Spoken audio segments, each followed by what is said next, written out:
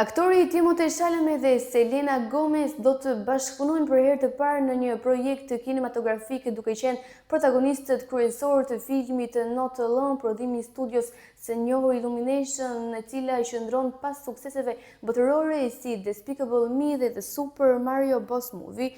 Ky projekt shënon gjithashtu debutimin e aktorit Chalamet në botën e animacionit, i cili do të huazojë zërin e Joyce, një mekanik raketash introvert i cili jeton një jetë të qetë dhe të izoluar. Ndërkohë nga ana tjetër, Selena Gomez do të interpretojë Franny, një astrobotaniste brillante angazhuar në krijimin e raketës së parë në botë me karburant bimor.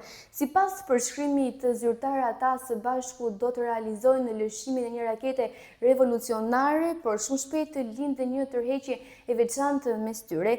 Gjërat bëhen edhe më të ndërlikuara kur tre alienë të vegjël të çrregullt por të adhurueshëm strehohen në shtëpinë e Joyce, duke sjellë kështu kaos dhe emocione të papritura në zhvillimin e ngjarjeve.